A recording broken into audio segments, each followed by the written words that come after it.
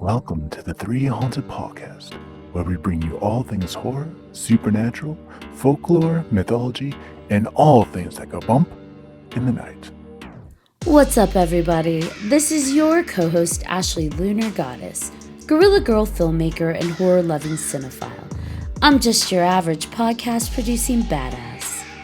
I'm John Thomas. Some would say that I go a little too far with my love of all things horror, paranormal, and meta, but I say, talk nerdy to me, and I'm all yours.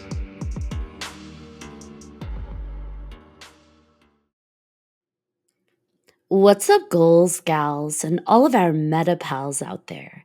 In today's episode, we'll be joined by therapist, spiritual director, and fellow podcaster Ben Stimpson. We'll also be discussing his book, Ancestral Veneration Practices, and so much more. Welcome to the show, Ben. Hello. Thank you, everybody, for having me on. I'm really excited for this.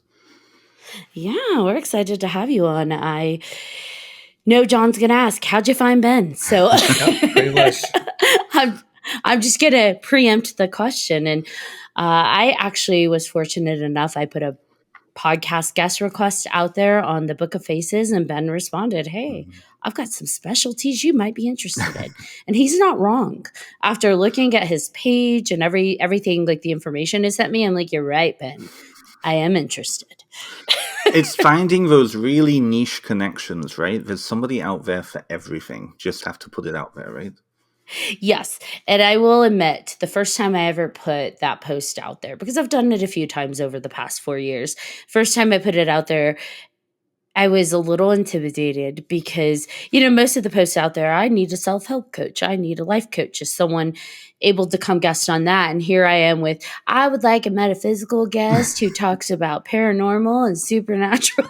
I would like an exorcist to come on, or somebody who speak about aliens. Yeah. All right. Are you a witch? We want you. Yes. So it's just, it was a little, I didn't think the first time I ever posted that I was going to get any responses. And now that I've done it a few times over the past few years, I'm like, hey, people still respond. That's great. Yeah. So for you, a big portion of what you and I connected with was your book, as well as this idea of ancestral veneration. Am I saying that correctly? Absolutely, yes. Yes. Okay, great. Now, what is ancestral veneration? Absolutely. So it's one of those things where, depending upon your culture that you come from, it's going to mean different things. If I were to write my book and say ancestor worship, that's going to not go really down in English language scenes, right? So ancestor veneration is really, to put finally, what they're doing in the movie Coco. They're remembering the family. They're creating a space in the family home for those dead family members to return, to celebrate, to be still within that community. So it's in essence, it's a ritual relationship with the dead.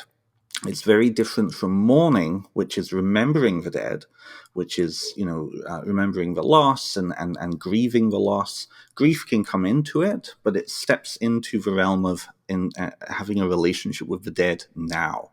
So veneration practice is highly ritualized. It's a little bit different from, say, going and, having like a paranormal experience or going on a ghost hunt or something like that.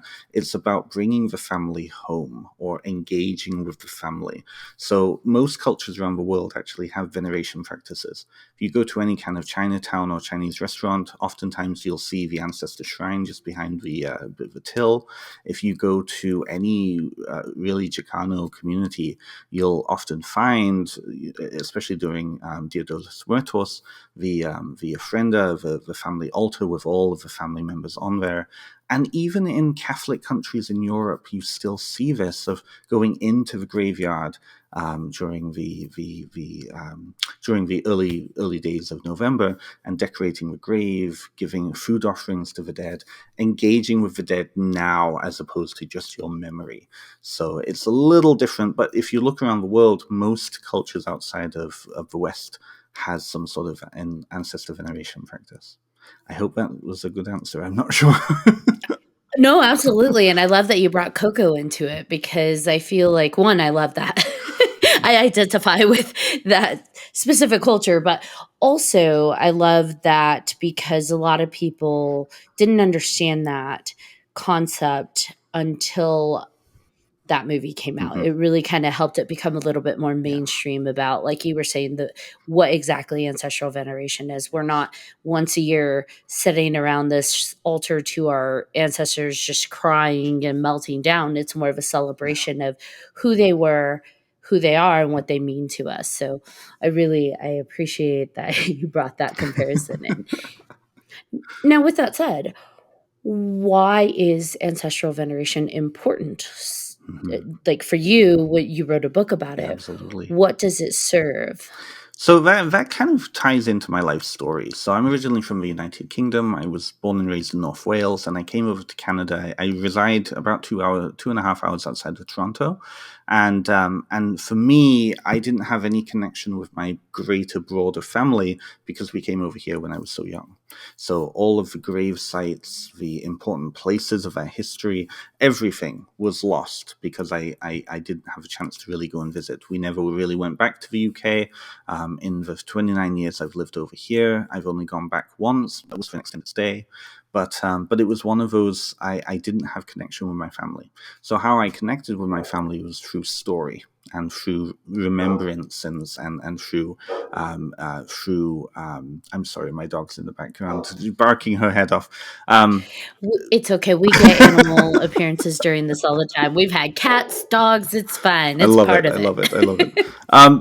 So for me, ancestor work was really just ancestor remembering, and then I started to go down a spiritual pathway. So in my teens, I started to explore Wicca and paganism. Started looking at non-Christian forms of religion because as a gay kid in the middle of the country, I didn't feel like I was welcome at any of the churches around me.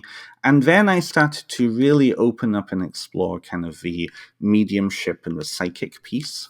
When my parents bought a 150-year-old huge stone building, and it was haunted. Our house back home was haunted, right? So I always was very connected in with spirits in that way. Like I had all sorts of interesting encounters, and what that taught me was that there was no issue with working with spirits. The spirits that were living in or existing, I should say, in the building that my parents had their business were the original founders of that business. They owned a small brewery, and the building itself was an original stone brewery building. So the spirits that were in that place were the original founders, and they loved the feeling I always got was that they loved that their building had been turned back into a brewery after 100 years of being vacant. So I was really connected in with spirit. Kind of skip ahead 15 years, I started to explore kind of other alternative forms of religion, and I fell in with a Lukumi or Santeria community up here in Canada. And one of the big things in Santeria Lukumi, being an African-based religion, is ancestor work. And at that point in my life, I needed a great deal of healing. I really needed a lot of connection because I was really kind of all over the place. So one of the pathways into working with the orishas, the spirits of that tradition, is ancestor work. Which includes divination, which includes ritual practice, and I started to see my life start to change. So really, the book was a culmination of about 5 years of solid work with reacquainting myself with the ancestors through a ritual practice, which was actually a form of communication. So it was it was powerful. And that also coincided with my psychotherapy training. And as a therapist, I could see that the changes that were happening in me because I was also going to therapy at the same time. And then after that, I wrote a book. So pandemic hit, everything was dying around us. And so I was like, yeah, I'm going to write this book. So first of all, I would like to say I didn't know Santorini had such a big presence in Canada. It doesn't. especially African Santorini. Well, so the community up here, Haitian voodoo tends to have a much bigger presence, but there are quite a few diaspora traditions. A lot of it's filtering in from the States. So my godfather at the time, his Okay. community was in Michigan, which had links with Hialeah down in Florida. A lot of people who are kind of in Ontario too, they have links with New York, the Bronx, a lot of the Elays over there. So it's starting to filter up. Okay. Mm-hmm. I see. That makes sense. Yeah. Are you connected with it yourself? No, it's just we've heard more and more and more about it. And so, yeah, no, that's not something that I'm connected with, but I'd like to learn more about. And so, did you find with your journey, because like you said, you started kind of in the witchcraft and then you kind of evolved. Was it for you, they all kind of, as you went along your journey, pieces of it fit together and started to make sense? Or was it more of like yeah, that doesn't work for me and that doesn't work for me process?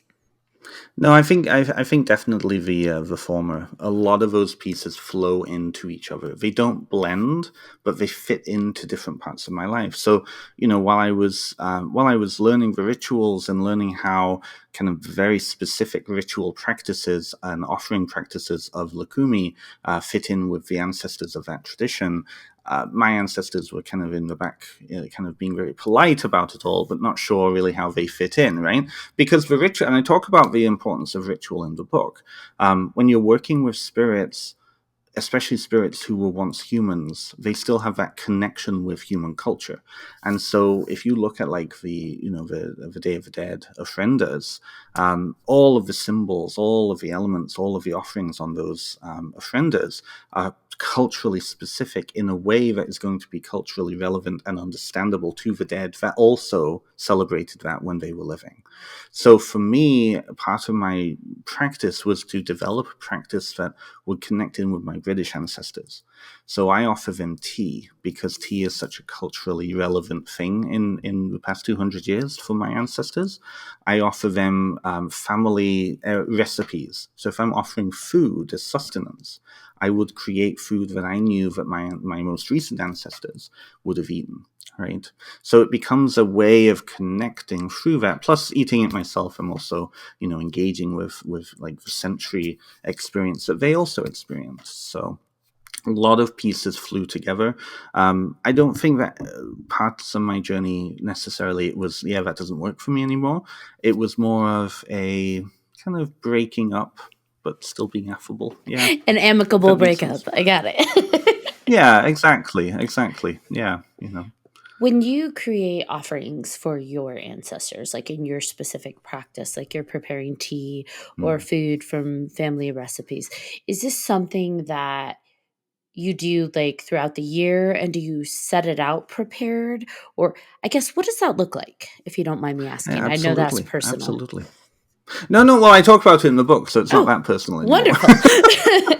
The book being, of course, Ancestral Whispers. So this is the thing. This is my huge piece around ownership of spirituality is owning it for yourself, right?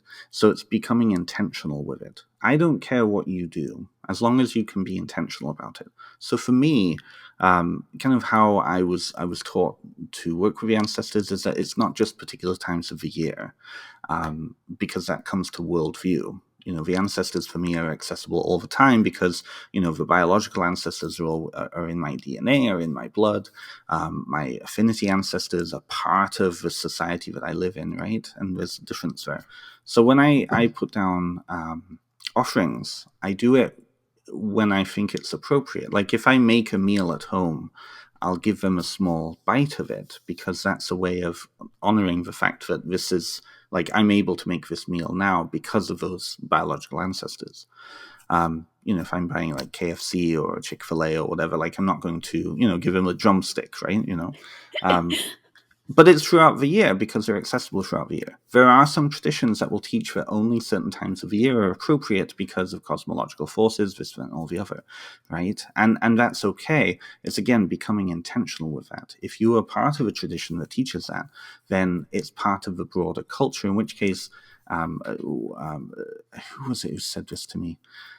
somebody said to me that, if you come from a tradition where the ancestors are only expected at certain times of the year, like the Day of the Dead, and you try to put an ofrenda in the middle of July, the ancestors won't be there because they're like, well, no, we're coming, you're not on the list right now, right? That's not our time. It's not our time, yeah. So no, I'm like, I'm enjoying myself. I'll see you in December, in November. That makes sense. Mm-hmm. Yeah, it's essentially it's seeing the ancestors and seeing the dead, and I'm sure you all, from all of your previous guests, seeing these spirits as sentient beings and not just as things or not just as objects, right? I mean, I know like there's differences between like kind of like psychic impressions and then spirit beings, but spirit beings, like acknowledging that they are still existing beings with agency and relating to them like that. That's what veneration is.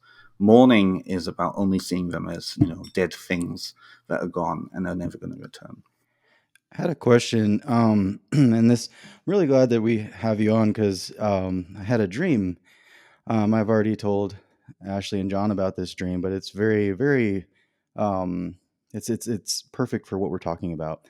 So on the Day of the Dead, I had this dream where I was um, I was in the Walking Dead universe, right? Like I even ran into like Rick Grimes in the Love dream. it. Yeah, it was weird. And then I was looking for somebody. I couldn't find him, or I did find him, and then for some reason I had to sacrifice myself, and I was laying down, and I couldn't tell you what kind of people these were. All I could tell you is it was from an ancient culture, and they were putting like ceramic plates on me with different symbols on them, and then I had this feeling of warmth and like basically um like a dying, like basically it felt like dying, but it wasn't a scary, it was more of like a goodbye. And then in the dream I started it switches to me crawling up the cliffside and reaching out to the top, and Muhammad Ali reaching out and pulling me up top, and it was like heaven. It was just it wasn't like a mental thing. It was very much a spiritual and like emotional thing that I was feeling up there. It was just pure joy and love and happiness, and um so that was really cool. And then they gave me a message. They're like, be kind. If people don't know how to do that, teach them. And which I thought was kind of weird because I mean I guess I'm nice. Sometimes I'm not like, I wouldn't say like I'm the, like everybody can be a little bit more kind and all that, but um so then I fell back into my body in the dream into the Walking Dead world, and like I like ran to the bathroom, and then I woke up. Like I woke up into my real body, and but it took me a minute to figure out like who I was, where I was, and why I wasn't back in that place, or why I wasn't feeling the way I felt when I was in that place. So it was kind of a switch from this spiritual emotional state to this, we live in our minds, right? This mental state in this world and the physical. And it took me a minute. I was like, oh God, like who am I, where am I? And it was the weirdest feeling in the world because I hadn't felt that before. And so I don't know, like if people that you talk to have, because you talked about, yes, the veneration for like all these different things, but is it also in the dream world? Totally. Yeah, absolutely. Dreams are throughout, like, how I wrote this was really a cross-cultural analysis. I never say what people should believe, only that these are the various different forms of this particular topic. And dreams pop up a lot throughout the world. A lot of different traditions see dreams as spirit communication, and we feel it when we know that a dream is just a jumble of things that we've dealt with in the day versus like a message of visitation. And so it sounds for you that it seems like a visitation was happening for you. Absolutely. It was intense. It was one of the most vivid, intense dreams I've ever had because you felt like you were somewhere else completely. And I mean, I've had that maybe once or twice in my life for different things, but that was the first time where it kept like jumped to different places and it all connect together. Because usually when I jump to different places, it's chaos, and like you said, it's nothing Hmm. that matters really. But this had Yeah. a purpose. It felt like, and to have it happen then, which I thought was Mm. really really weird and kind of exciting. Yeah, I love the images too, like Muhammad Ali pulling you up. I love that. It was weird, yeah, of all people, right? Like, I mean, and that's the thing, I think, and I don't know what it is. Maybe it is ancestral veneration, but just people that represent something in your life. Ashley said this to me when I told her about this. Just like maybe it's a message or a feeling of like strength and all of that, and yeah, like what he represents, or if it was him or what. But it was very very unusual, but in like the best way ever. Yeah, the way that I saw it was like, there are people, it could be a literal, like, that's literally him. Or to me, I feel like when we're receiving messages, sometimes the messages are sent to us in a way that they're known that we're going to understand it. So it's like, I want to convey this idea to you, so I'm going to send it to you in this way because I Mm. know, for example, with him, he represents potentially strength and grace and kindness and all of these things Mm. to BJ. So that's who I'm going to send it in the form of. So he receives all of those Mm. qualities through that Yeah. imagery. But I don't know. No, I would agree with that. I actually use dream work a lot with my therapy clients, and there's a particular way that I was taught it, and it just so happens to align with how I see it.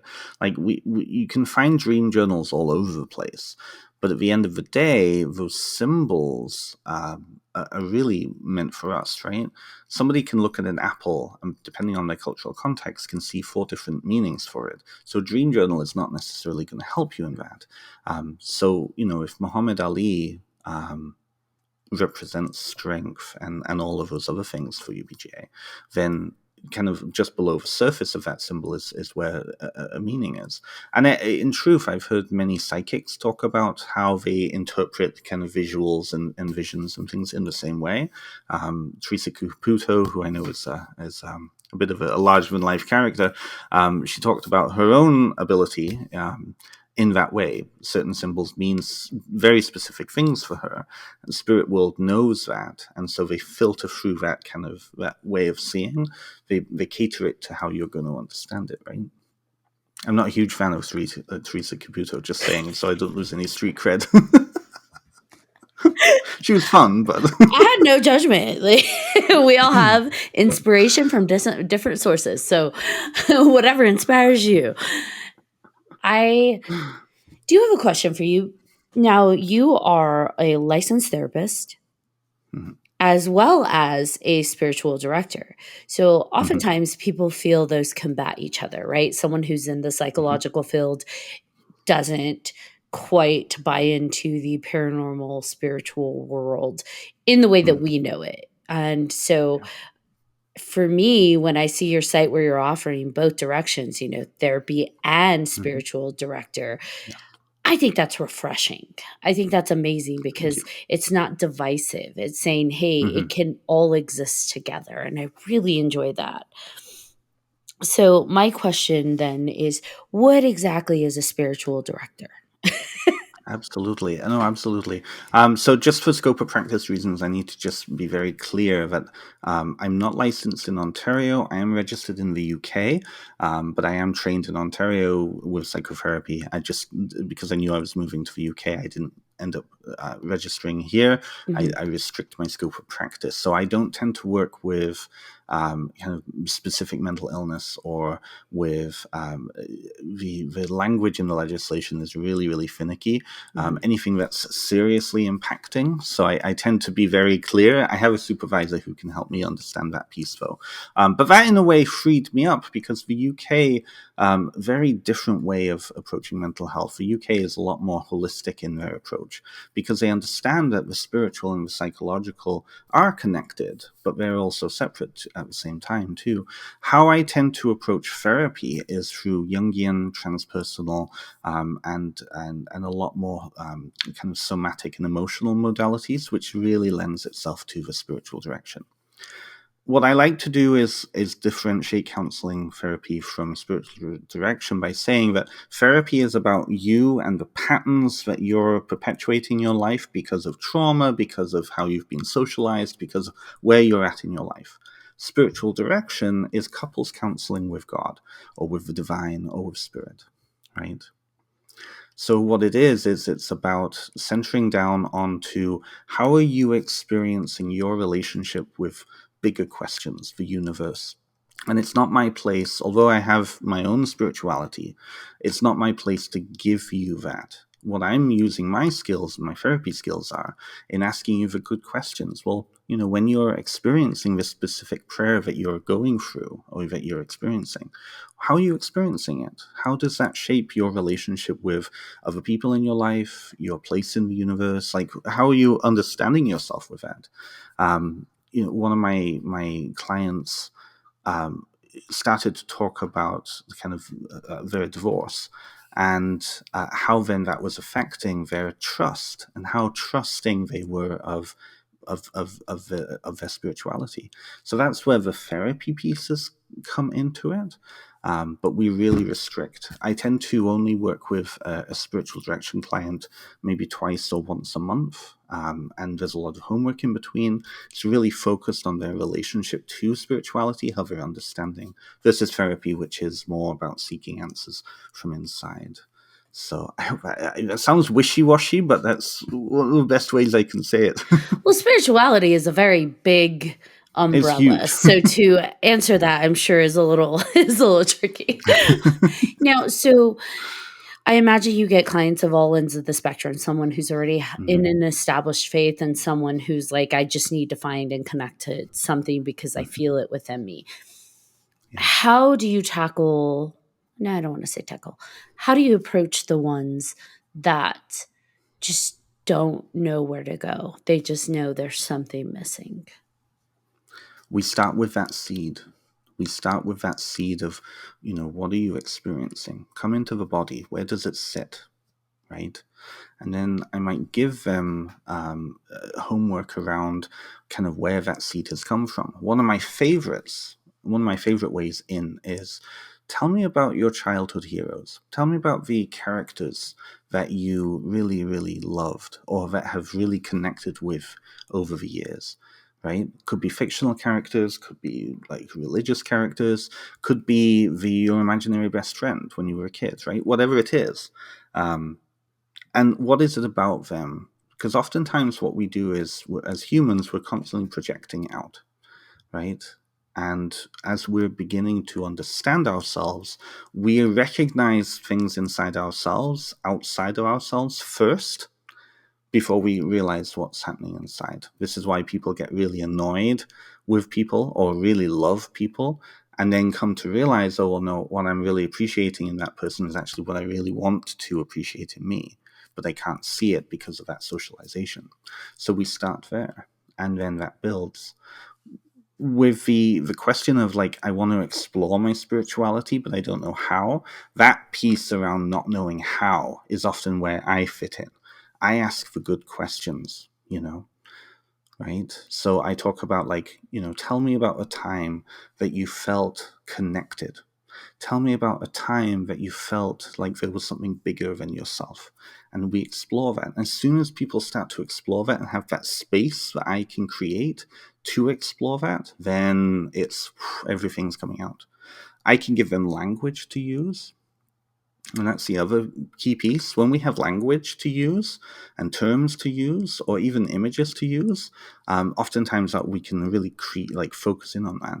So something I did once was somebody was experiencing, kept getting dreams actually of a figure that seemed bigger than life for them. And it was a deity. They kept thinking it was a deity. And so I said, well, draw this deity. Draw this figure, experience that. And so she just started drawing, made multiple images of this thing that was coming to them, and then started to realize that it was actually one of the saints that she grew up with when she was very young, right? But it was her relationship with that saint that was coming through. So it really is, it's sticking with where the person is at and then allowing them to guide me while I'm guiding them, if that makes sense. No, it makes complete sense. I'm sorry. It's so funny when you do something and then somebody asks like, "What do you do?" It's almost like teaching a language. It's like, oh, yeah. Well, you just do it, right? Like, well, and that's you make a very good point. We have guests that come on and they talk about, connect to your ancestors. You need to connect to your spirit guide team, or connect to, a goddess or a god or a deity. And it sounds very simple. Like, oh yeah, okay, I just have to do that. But Just then do you it. pause and think about it. You're like, how? Yeah. How do I connect to my spirit guide team? How do I connect to? And so I guess to your point, like when someone's already done it, it's a little bit more intuitive, I think, to be like, well, this is what you do. But for the people that haven't done it yet, it's like, oh, Yeah. I just need to do that. Wait a minute. How do I do that? But this is where it becomes really a tricky piece for me. And one of the biggest criticism of this book is that I don't give people rituals to do. I don't give people a way to follow. And that was really intentional. And I try to be very intentional with that with my spiritual work with people. Because as soon as you give somebody something like a ritual, there's always a chance that they will just take it and it will just be script.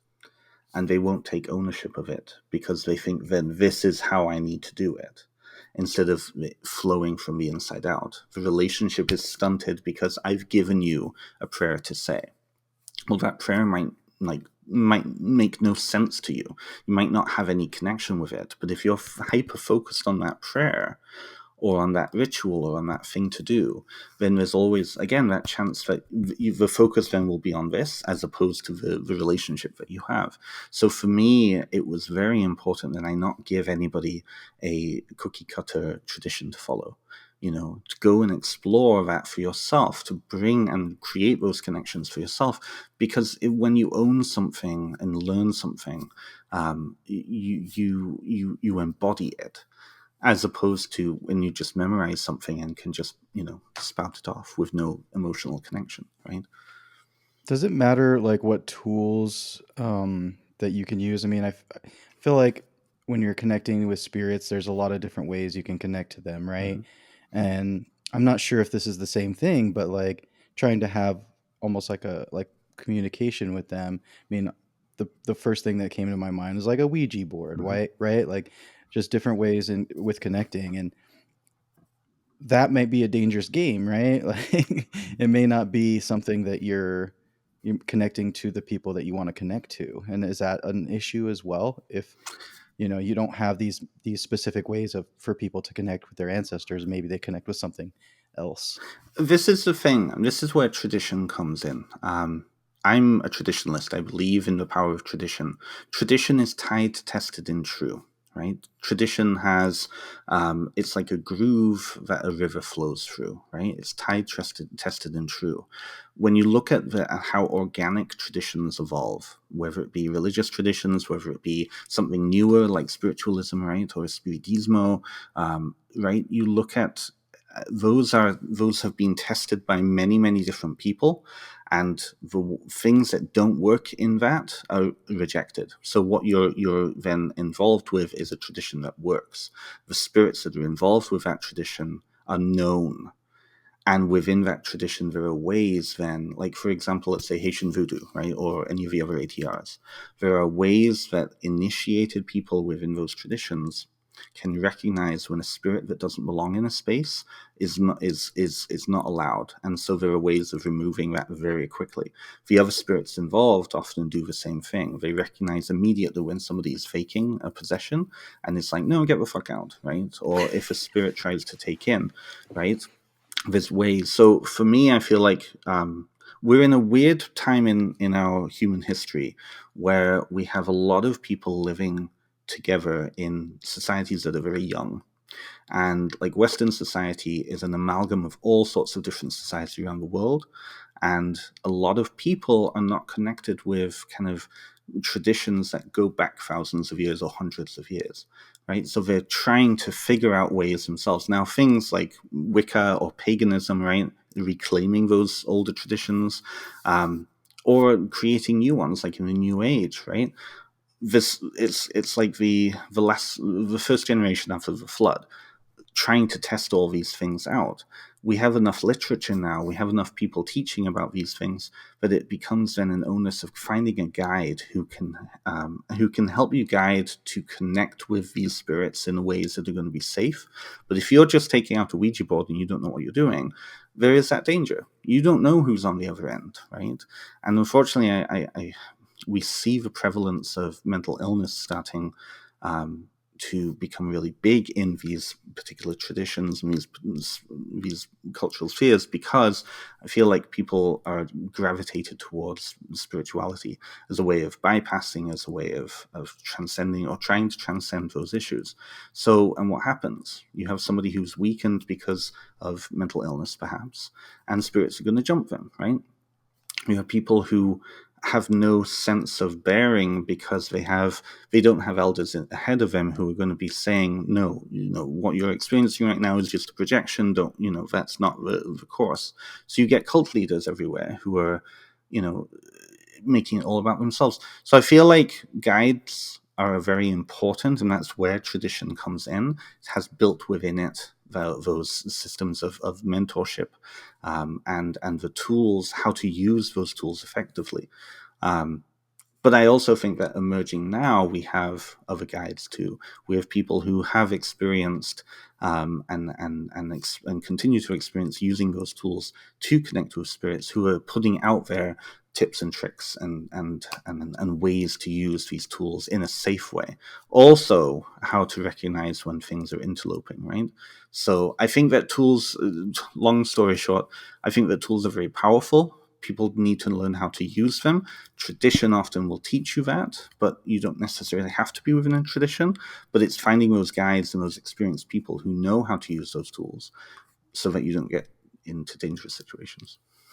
Yeah, you make a really good point. And I think right now we're in a world where people are craving the tradition to connect to those things, but kind of like weight loss, it's like wanting that fast pill, that quick fix, so going directly to it. Because we see it right now, mushrooms are really common. Ayahuasca is common. Like, it's becoming more and more. And we had a guest come on years ago talking about peyote. And she said, just don't jump into these things willy-nilly, because those people that use peyote, ayahuasca, and all of those things, they have a tradition behind them. They've trained their entire lives to incorporate these things to help them on their spiritual journey. And so just jumping in, like, you may not be prepared for what happens when you just jump in. And I think it's interesting because it's not discrediting the use of any of that. It's just, like you said, finding the guide and finding the practices that help you develop for that so that you're ready for it. Absolutely. This is a point of ritual. Ritual as story, ritual as experience, has been shown to reshape neural pathways. And that's really what initiation processes are all about. They're experiences that are going to prepare you for encountering or tying in with a current that you normally wouldn't be allowed to within those cultures, right? Fortunately, what happens is you get people who are, again, oftentimes in the West, coming from a place of being wounded, looking for a place of wanting to, to heal that. And then they go and they try to experience it from a very wholesome place. They're coming from a good place, but they might not have the access to go down to these indigenous places and spaces. Right, Sky? Yes, exactly. To go down to these spaces to engage with the actual culture and engage with. And so what do? They look locally. And you don't know if that 30-year-old guy or girl or whoever who is hosting an ayahuasca ceremony necessarily has the training or the license to do it. And you don't know, as soon as she pulls out those singing bowls or he pulls out that shamanic drum from the Sami lands, whether or not that's actually connected with ayahuasca. And you don't know then, right? And I think that's I think it's a huge issue. I was pulled aside by a friend a few weeks ago, somebody who has experienced a lot of ceremony down in South America. And we had a very long discussion about the type of people who have not gained the license and therefore not the understanding, putting together ceremonies with all sorts of elements, right? The typical New Age hippie sort of stereotype, and the damage that they're doing because of that, right? That one thing I was really curious about is it goes along with this is if there's these people that are not qualified necessarily, do you run into people pushing their tradition, right? Because I feel Mm. like there's a bias there, right? So there's, I mean, I feel like I don't know.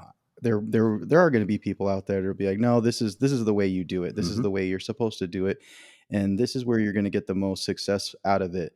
I found in this particular cultural practice and tradition, and you're like, well, that's not really what's in my family, but maybe I'll give it a try. And I feel like there might be some of that going on. I would say so.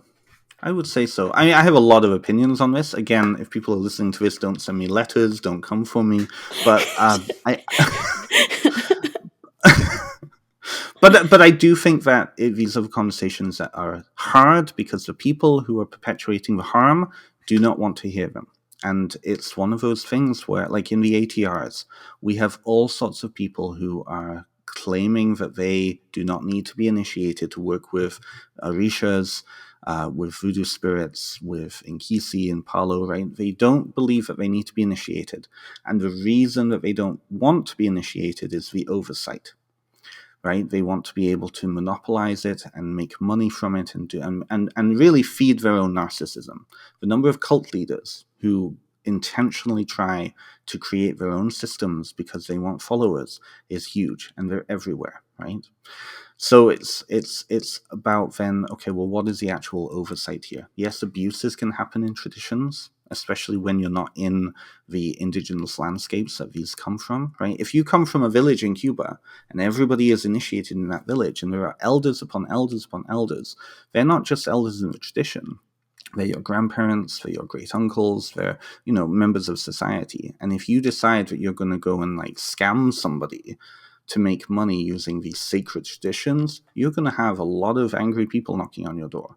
In North America, we don't have that because you can be in the middle of like a city and you could be the only one practicing a certain, say, African tradition. And majority of people don't have the cultural nuanced understanding to see that what you're doing is bullshit. So you can just be spouting off. Any criticism of you can easily then say, well, they're just being gatekeepers, or they're being, they're the fake ones. I'm real, I'm true, right? Look at cacao ceremonies.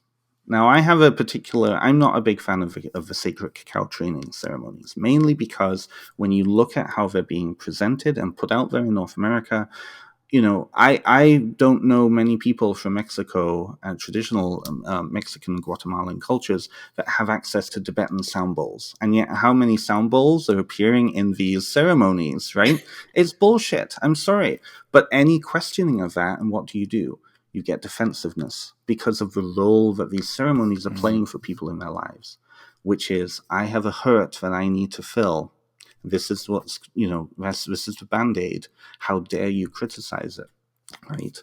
So I think I might be veering off into a rant from your question, but No, it's important. I think that was an important thing to say because yeah, it's a problem. I mean, it's an Instagram influencer and they're spreading all of this tradition that's not their own, but they thought it was interesting, right?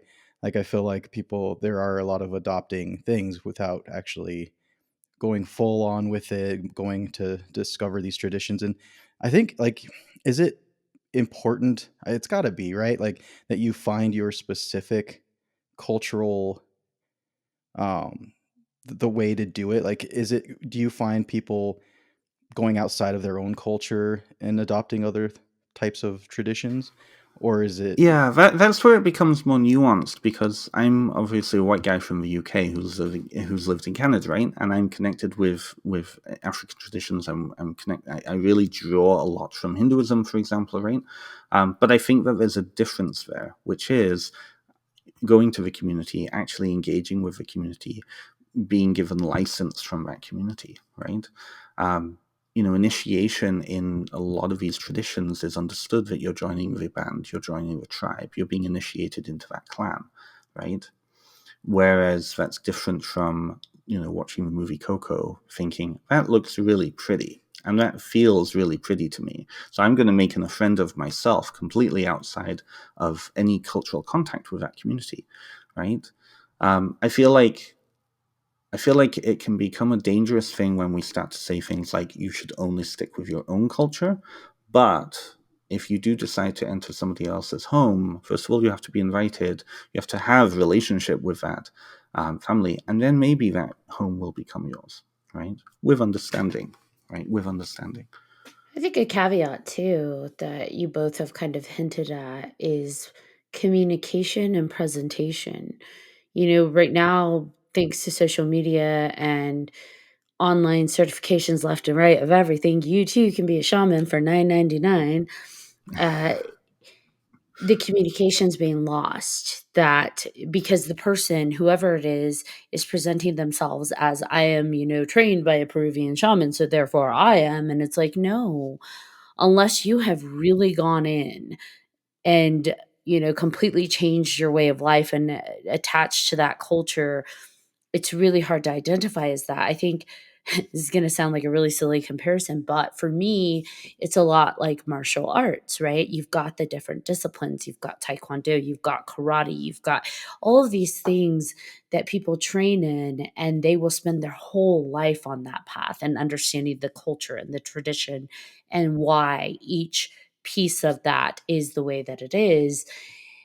And then you've got mixed martial arts. That's like, well, I've borrowed a little bit from everything. And so for me, I feel like we're missing that mixed martial arts message when it comes to spirituality of like, you know what, guys, I've been inspired by curandera. I've been inspired by, all of these things, but this is really my own practice. And if you're curious about it, here it is.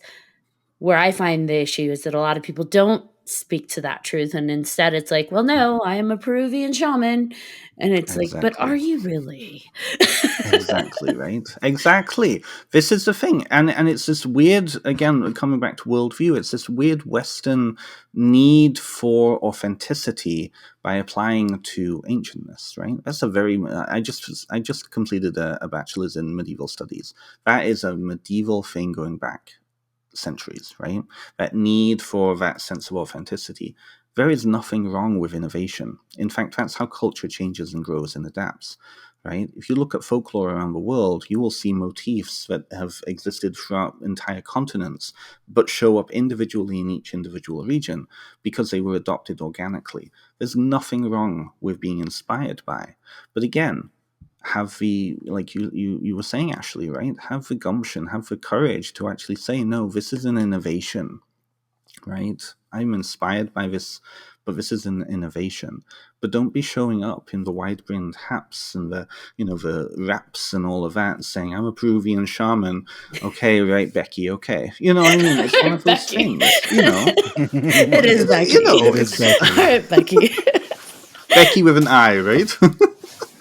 Well, and honestly, that's what we see, right? We see someone go spend 2 months in the mountains of Peru because they have the finances to do it, or they go to the Dominican and spend like 2 weeks there, and they come back and they're like, I am certified in this now.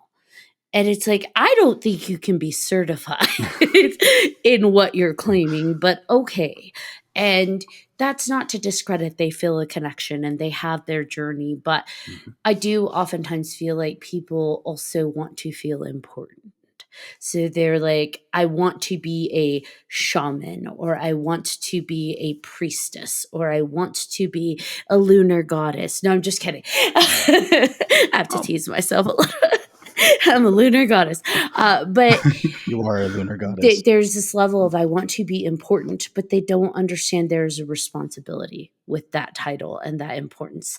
There's a responsibility to educate yourself and to continue that education and to respect the culture that's coming from, but also a responsibility to the people that you are now saying, this is what I am. Yeah. Right. And if you don't have that community, then you don't have that responsibility. Then who are you?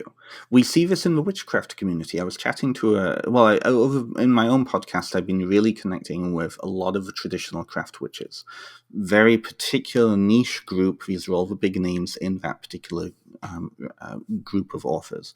And I've always been very interested about this phenomenon. You're seeing this, the witch of Salem, the witch of California, the witch of wherever, right?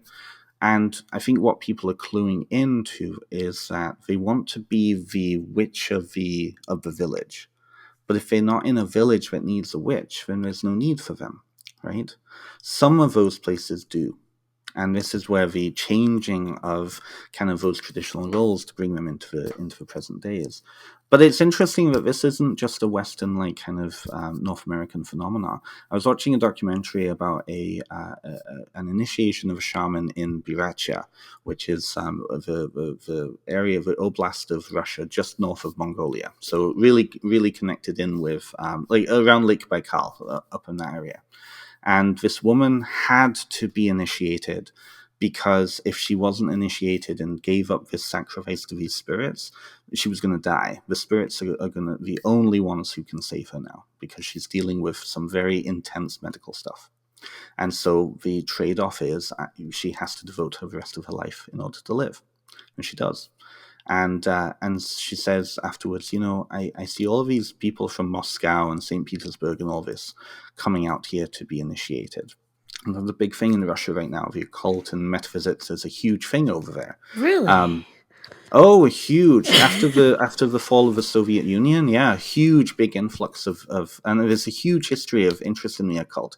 I mean, like Madame Blavatsky, for example, right? Love Madame Blavatsky. But this shaman was saying, like, I wouldn't want my life on anybody because of the amount of sacrifice I had to do. And what she's saying is the same in Lakumi and Voodoo, in all the African traditions that I know of, lots of times in many Native American cultures, exact same thing. The trade-off is, we're going to save you, but you're going to have to be our servants now, right? So she said, I don't understand what they think they're getting themselves into, because I wouldn't want this on anybody, right? So it's an interesting thing. It's kind of worldwide. That's interesting. Yeah, it's a complete life of service. And I think, Mhm. as you said, in the Western realm of things, it's not really a life of service, it's a life of prestige and like power. I am now the head of this. I am now, I've reached a higher point, and it's just like, oh wait, you're forgetting the other half. Yes. Actually, not even half. You're forgetting the point. Yeah. But I think that it is changing. Sorry, BJ, go on. Just the fact that we're having this conversation, the day that we're living in is crazy. I mean, it's interesting that, and that's part, I think, a big reason why there's so many issues in the United States is, the lack of culture, a lack of tradition that keeps being passed down. It's all these frauds, right? Like, it's all these people coming in, and it's not necessarily a bad thing, because they're trying to connect back to their roots. And I think that there's maybe a growth in that, right? I think people are really trying to find something, because those traditional cultures that were, in the specific place, and everybody's part of that culture, and it's passed down in these traditions, and so everybody knows that you don't have to write it down, because it's just been passed down.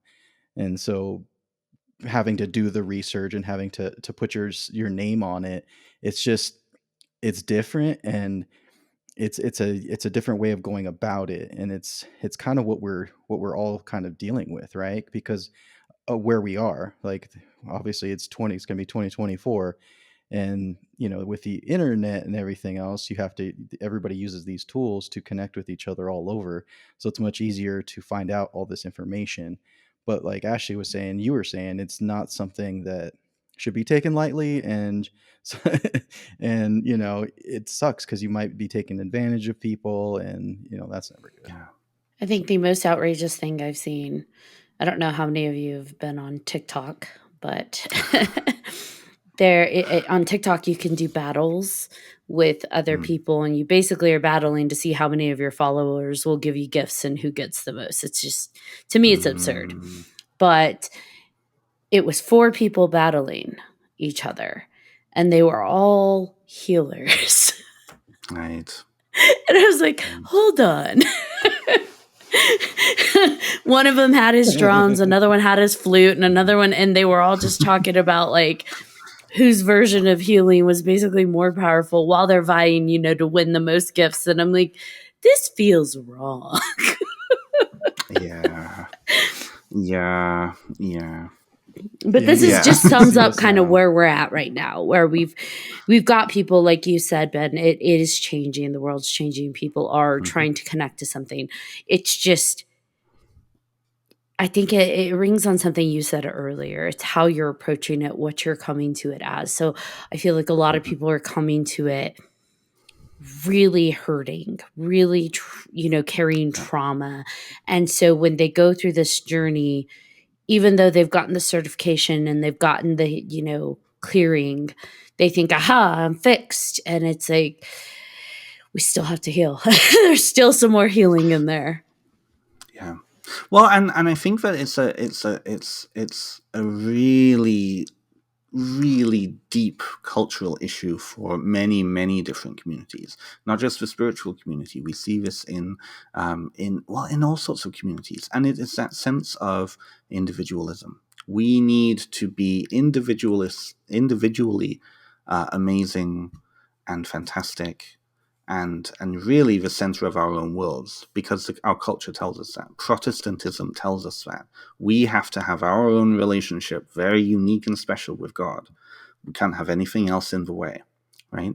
When you look at Catholic communities and cultures around the world, collectivist cultures around the world, the idea of a central identity is connected in with community. And so if you're going to be an asshole, your community is going to stop you, because the community is really, they're trying to preserve the community.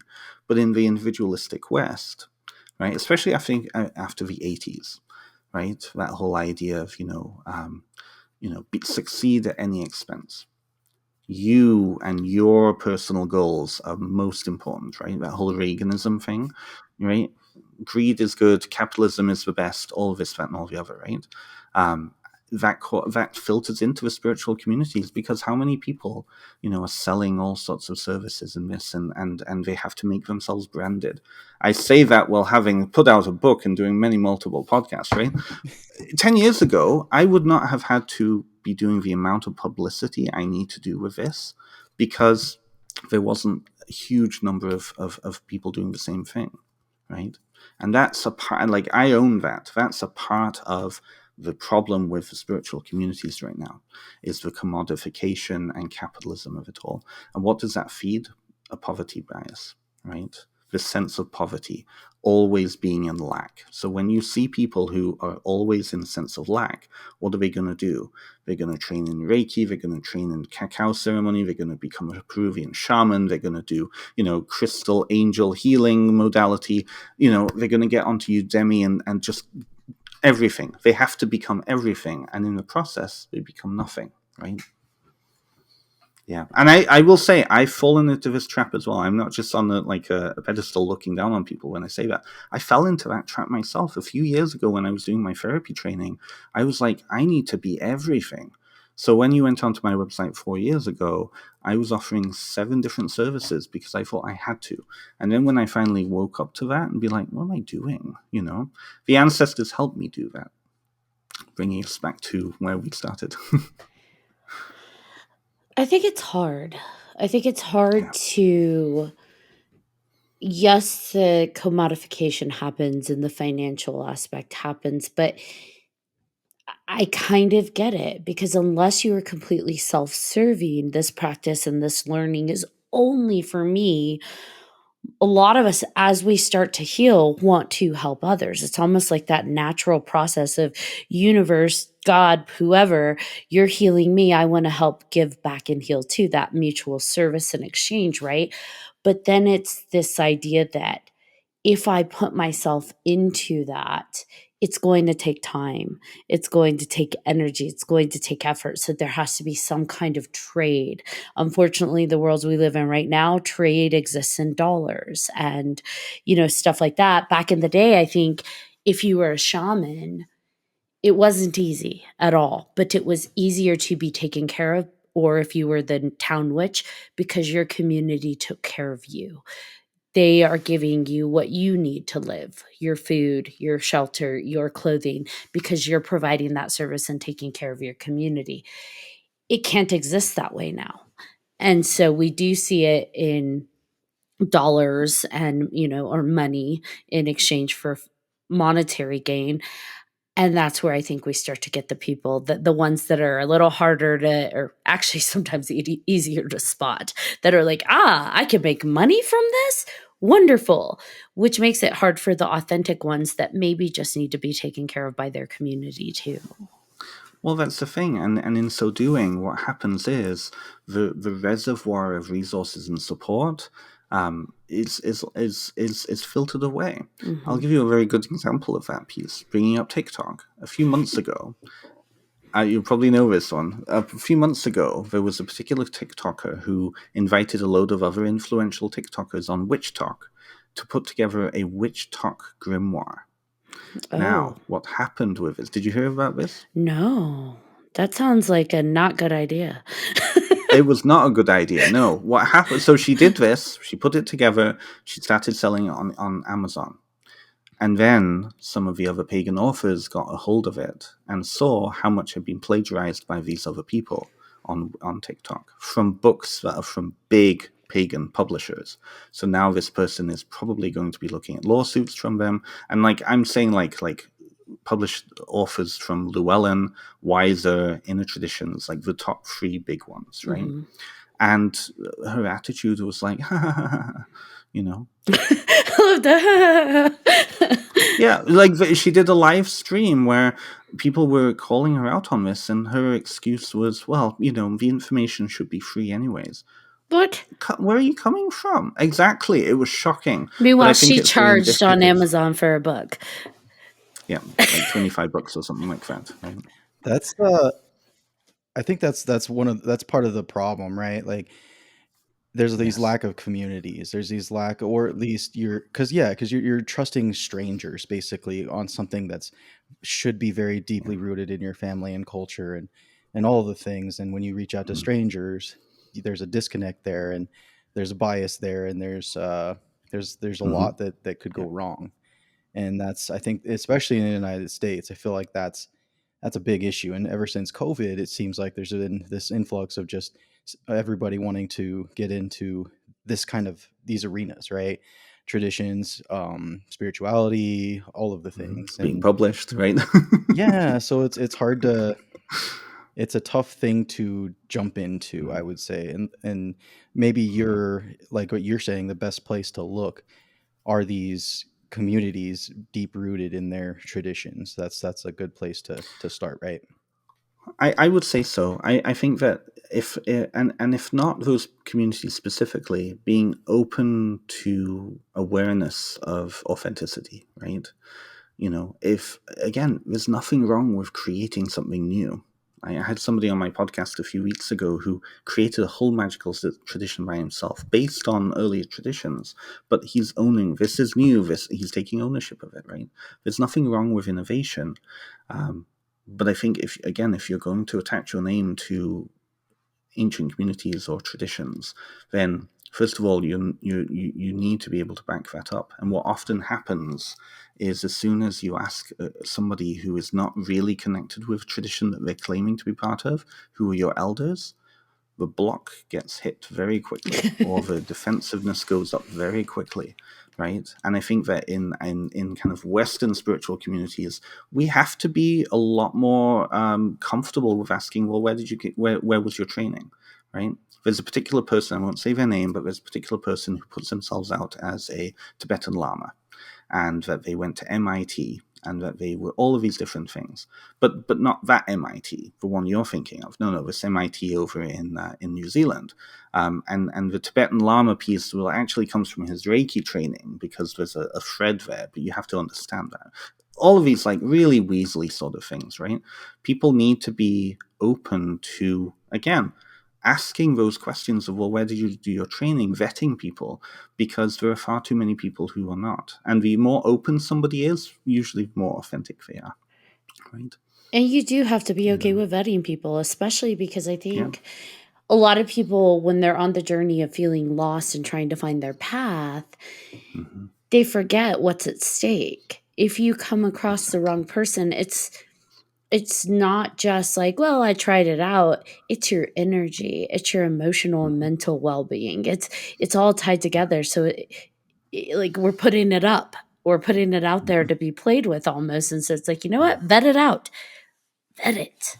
Yeah, the vetting piece is really important. Like, it's interesting for me because of how I trained and how I put myself out as a therapist.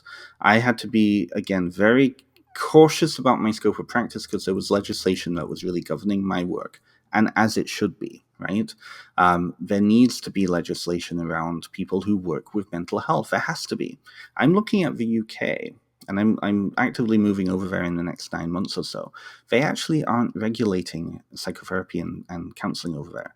There are particular organizations that are that do the job that the government should be doing. But there are so many people against those organizations because they don't want oversight. They don't want to be saying, like, they don't want to be controlled because they feel like they know it all, right? That's when it becomes dangerous. And some of the people, you can usually tell who is associated with an acclaiming body or a registration body versus somebody who isn't. This, I think, is why we have such a wide array of ethical concerns with the coaching community. Right? There are some incredible coaching organizations that are training people. And then there are weekend courses that people go and train in. And you can usually tell ethically when somebody is coming from maybe a weekend course versus a bigger course, right? I was on a podcast once, and at the end of the podcast, the interviewer said, Ben, I feel like I can really help you. Would you like a free course for one of my services? And when I spoke to the admin of one of the big podcasting groups that we're on, she said, absolutely, that's not allowed. And it's unfortunately being taught by some of these organizations. But that is absolutely not allowed because of the power imbalance there, right? It's icky, right?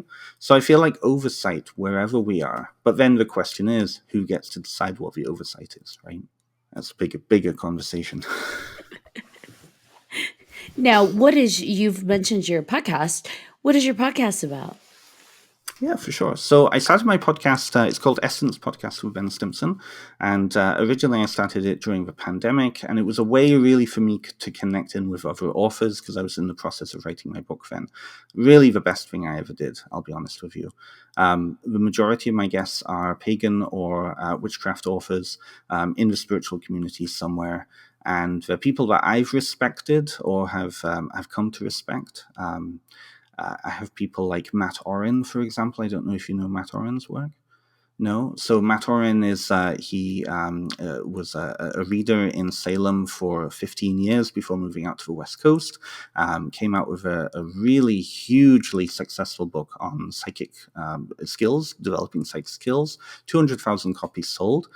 So I've had Matt Oren come on. I've had his partner Devin and Storm come on. A lot of the bigger names in a very niche community, and really it's about connecting with them, not just being like, so you wrote a book, tell us about that. So I just released 53 episodes. The season's over. I'm starting it up again in January, and it really is just me connecting with authors, asking the questions that don't get asked.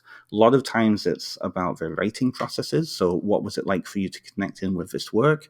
How did you change as you wrote? Because the publishing can take up to 2 years sometimes. My own book was about 2 years to get from start to finish. So you're going to change over that time. So that's what my podcast is all about. Just nice conversational, getting to the essence of things. And where can people find your podcast?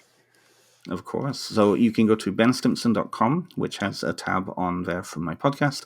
You can also find it on Spotify, Apple, and all of those, as well as YouTube. So that's where the video component is. Now, if people want to reach out to you or connect with you directly, are you open to that? Absolutely. So if they go to my website, benstimpson.com, they can either see my services on there. If they have questions about my book or anything like that, I'm also on social media, Facebook, Instagram, and you can find all of that stuff on the website. Awesome. Now, did we have any final thoughts before we wrap this amazing episode up? I just want to say I appreciate your perspective on all of this. It's nice. It's kind of refreshing, right? Like it's not you're not selling a particular tradition. You're just offering it up to people. It's just, to inform them, to be a little bit more open-minded, but also like do your research, right? Because a lot of that's what we need now. We need people to tell us don't just jump into something because it sounds interesting, right? Find the roots. So I think that's great. Thank you. I appreciate that. You've been amazing, Ben. I love this conversation. I agree. I just feel like I'm just ranting all the time on these podcasts, so I appreciate you taking up my ranting. No way. It's been engaging and interactive, and I love it. Trust me, we've had ranters. You're not one. I would not qualify you as one. Not even close. Yeah. No. All right, John Thomas, you want to bring us home? Thank you again, Ben, for coming on. And I agree, like I said, with everybody, definitely do your research before you jump into anything. It's key. It's important. Do it. And thank you to all of our listeners for listening to this episode of 3Haunted Podcast with your hosts. I'm John Thomas. I am Ashley Lunar Goddess. And I'm BJ Segura. If you have any questions, comments, or episode suggestions, please feel free to email us at 3hauntedpodcast@gmail.com. And if you haven't done so already, please like, follow, and subscribe to all of our social media. You don't want to miss amazing guests like a Ben. There's nobody like Ben. Nobody. Thank you, Ben. I appreciate you. Thank you. Thank you so much. Until next time.